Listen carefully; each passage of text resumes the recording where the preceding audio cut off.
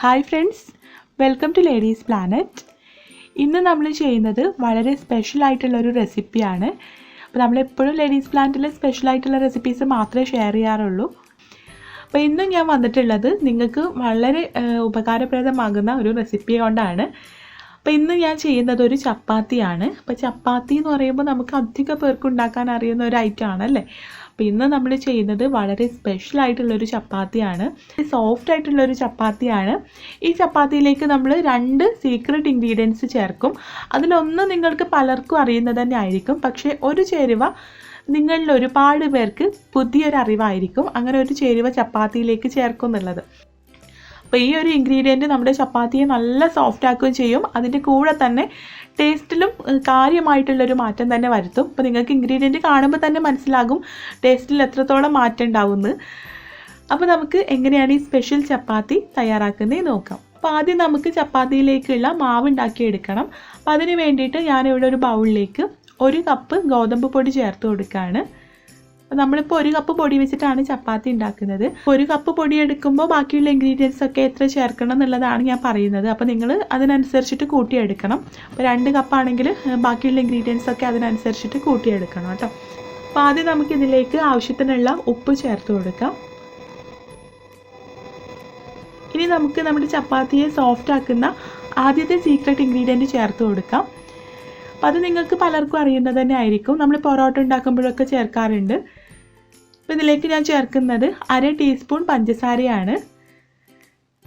1 cup പൊടിയിലേക്ക് 1/2 teaspoon പഞ്ചസാര ചേർത്ത് കൊടുക്കാം. അപ്പോൾ ഇങ്ങനെ പഞ്ചസാര ചേർക്കുമ്പോൾ നമ്മുടെ ചപ്പാത്തി നല്ലൊരു ടേസ്റ്റും കൂടും, നന്നായിട്ട് സോഫ്റ്റായിട്ട് കിട്ടുകയും ചെയ്യും. അപ്പോൾ നിങ്ങൾക്ക് തോന്നും കറി കൂട്ടി കഴിക്കുമ്പോൾ ഈ പഞ്ചസാര ചേർക്കുന്നത് കൊണ്ട് ഈ ചപ്പാത്തി മധുരം ഉണ്ടാവുമെന്ന്. അത്ര വലിയ മധുരമൊന്നും ഉണ്ടാവില്ല, ചെറിയൊരു മധുരം ഉണ്ടാവും. എന്നാലും കറി കൂട്ടി കഴിക്കുമ്പോൾ അതൊരു പ്രത്യേക ടേസ്റ്റാണ്. അപ്പോൾ ഈ പഞ്ചസാരയും ഉപ്പും കൂടെ ചേർത്തിട്ട് നമുക്ക് ഈ പൊടി നന്നായിട്ടൊന്ന് മിക്സ് ചെയ്തെടുക്കാം. ഈ ഉപ്പൊക്കെ എല്ലാ ഭാഗത്തേക്കും എത്താൻ വേണ്ടിയിട്ടാണ്. പിന്നെ നമുക്ക് ഈ ഗോതമ്പ് പൊടി നന്നായിട്ടൊന്ന് കുഴച്ചെടുക്കണം. ഇത് കുഴച്ചെടുക്കാനാണ് നമ്മൾ ആ സീക്രട്ട് ഇൻഗ്രീഡിയൻറ്റ് ചേർക്കുന്നത്. അപ്പോൾ വെള്ളത്തിന് പകരം ഞാൻ ഈ ഗോതമ്പ് പൊടി കുഴച്ചെടുക്കാനായിട്ട് ചേർക്കുന്നത് നല്ല ചൂടുള്ള പാലാണ്. ഞാനിവിടെ 1/2 കപ്പ് പാൽ എടുത്തിട്ടുണ്ട്. ഈ പാല് നന്നായിട്ട് തിളച്ച പാലാണ്. അപ്പോൾ നല്ല ചൂടുള്ള പാലാണ്. അപ്പോൾ ഇത് 1/2 കപ്പ് എടുത്തിട്ടുണ്ട്. അപ്പോൾ എൻ്റെ അടുത്തുള്ള മെഷറിംഗ് കപ്പ് പ്ലാസ്റ്റിക്കിൻ്റെ ആയതുകൊണ്ട് നല്ല ചൂടുള്ള പാൽ ഞാനിവിടെ വേറൊരു പാത്രത്തിലേക്ക് മെഷർ ചെയ്ത് വെച്ചതാണ്. അപ്പോൾ നമുക്കിത് കുറേശ്ശെ ആയിട്ട് ചേർത്തിട്ട് ഇത് നന്നായിട്ടൊന്ന് കുഴച്ചെടുക്കാം. അപ്പോൾ ഇത് നല്ല ചൂടുള്ളതുകൊണ്ട് ആദ്യം നമുക്ക് കുറേശ്ശെ ഇതിലേക്ക് ചേർത്തിട്ട് ഒരു സ്പൂൺ വെച്ചിട്ടൊന്ന് മിക്സ് ചെയ്തെടുക്കാം. ഈ 1/2 കപ്പ് ഒന്നിച്ച് ഒരു സമയത്ത് ചേർക്കരുത്, ഇതിൽ വെള്ളം അധികമായി പോവും. ആവശ്യത്തിനനുസരിച്ചിട്ട് ചേർത്ത് കൊടുക്കണം.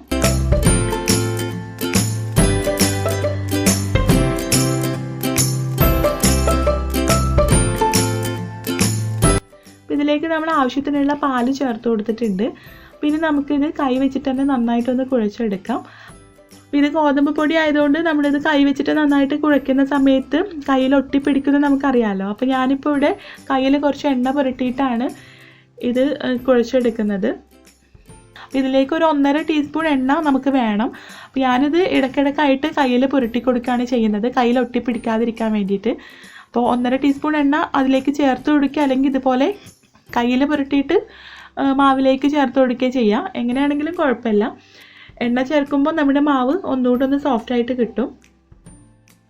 ഇനി നമുക്കിത് നന്നായിട്ടൊന്ന് കുഴച്ചെടുക്കാം. അപ്പോൾ ഒരുപാട് നേരം കുഴച്ചെടുക്കേണ്ട ആവശ്യമൊന്നുമില്ല. നമ്മൾ പത്തിരി ഉണ്ടാക്കുമ്പോൾ കുറേ നേരം നല്ല സോഫ്റ്റായിട്ട് കിട്ടുന്നവരൊക്കെ കുഴച്ചെടുക്കാറില്ലേ, അപ്പോൾ അതുപോലെ കുഴച്ചെടുക്കേണ്ട ആവശ്യമൊന്നുമില്ല. ഒരു 30 സെക്കൻഡ് നേരമൊക്കെ നന്നായിട്ടൊന്ന് കുഴച്ചെടുത്താൽ മതി.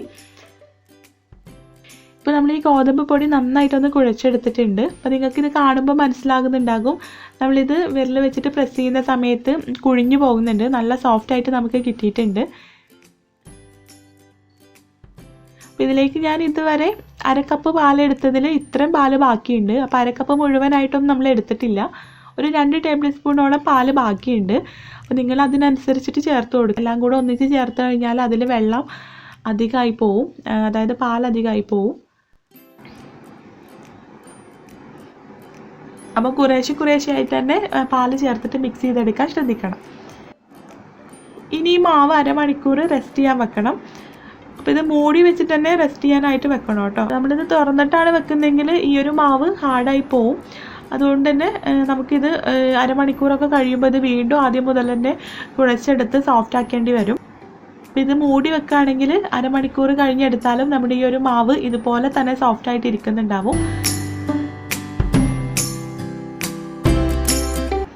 അപ്പോൾ നമ്മൾ ചപ്പാത്തി ഉണ്ടാക്കാനുള്ള ഡോ കുഴച്ച് വെച്ചിട്ട് അരമണിക്കൂറോളം ആയിട്ടുണ്ട്. അപ്പോൾ നോക്കൂ, ഇത് തൊടുമ്പോൾ നല്ല സോഫ്റ്റാണ്. ഇത് ജസ്റ്റ് ഒന്ന് കയ്യിൽ വെച്ചിട്ട് ഒന്നുകൂടെ ഒന്ന് കുഴച്ചെടുത്ത് നമുക്കിത് ബോൾസ് ആക്കി മാറ്റാം.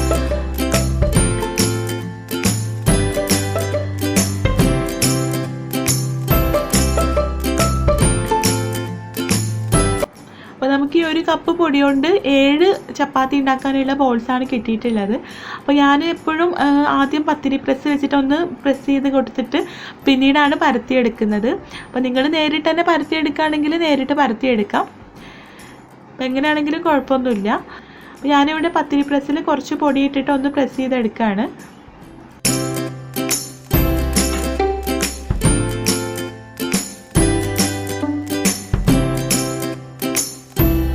ഇനി നമുക്കിത് പരത്തിയെടുക്കാം.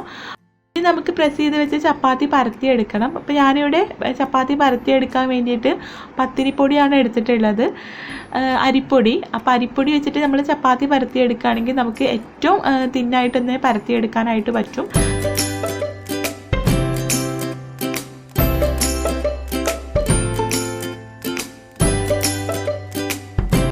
നിങ്ങൾ ചപ്പാത്തി പരത്തുമ്പോൾ ഗോതമ്പ് പൊടി തന്നെയാണ് യൂസ് ചെയ്യുന്നതെങ്കിൽ ഒരു തവണ നിങ്ങൾ അരിപ്പൊടി വെച്ചിട്ടൊന്ന് ചെയ്ത് നോക്കൂ കേട്ടോ. കാരണം നമുക്ക് പെട്ടെന്ന് പരത്തിയെടുക്കാനായിട്ട് പറ്റും.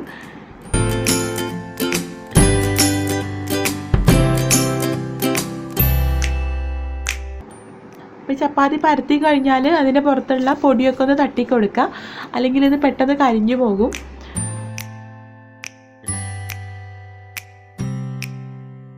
ചുട്ടെടുക്കുമ്പോഴും കുറച്ച് കാര്യങ്ങളൊക്കെ ശ്രദ്ധിക്കാനുണ്ട്. അപ്പോൾ ഞാനിവിടെ ഒരു നോൺ സ്റ്റിക്ക് പാനിലാണ് ഇത് ചുട്ടെടുക്കുന്നത്.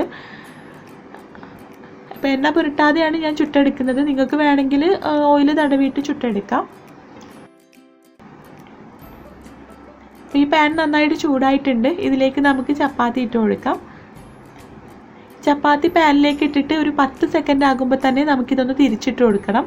അതായത് ഒരു ഭാഗം ജസ്റ്റ് ഒന്ന് ചൂടായി വരുമ്പോൾ തന്നെ ഇതൊന്ന് തിരിച്ചിട്ട് കൊടുക്കണം.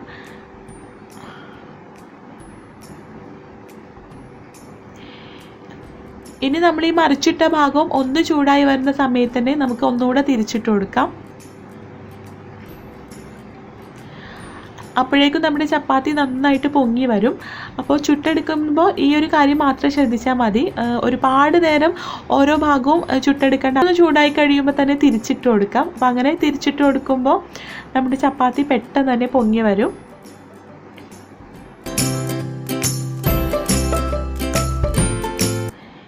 ഇതുപോലെ നമുക്ക് അടുത്ത ചപ്പാത്തി ചുട്ടെടുക്കാം. അപ്പോൾ ഓരോ ചപ്പാത്തിയും ചുട്ടെടുക്കുമ്പോൾ അതിനിടയിൽ പാനിലുള്ള പൊടിയൊന്ന് തട്ടിക്കളയണം. അല്ലെങ്കിൽ ഈ പൊടി ഇങ്ങനെ ഇരിക്കുകയാണെങ്കിൽ പെട്ടെന്ന് ചപ്പാത്തി കരിഞ്ഞു പോകാനുള്ള ചാൻസ് ഉണ്ട്.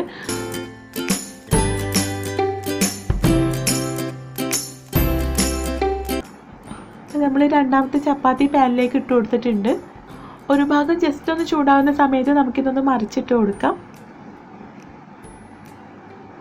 ഇതുപോലെ തന്നെ മറ്റേ ഭാഗവും ജസ്റ്റ് ഒന്ന് ചൂടാവുന്ന സമയത്ത് ഒന്നുകൂടെ മറിച്ചിട്ട് കൊടുക്കാം. അപ്പോഴേക്കും നമ്മുടെ ചപ്പാത്തി നന്നായിട്ട് പൊങ്ങി വരും.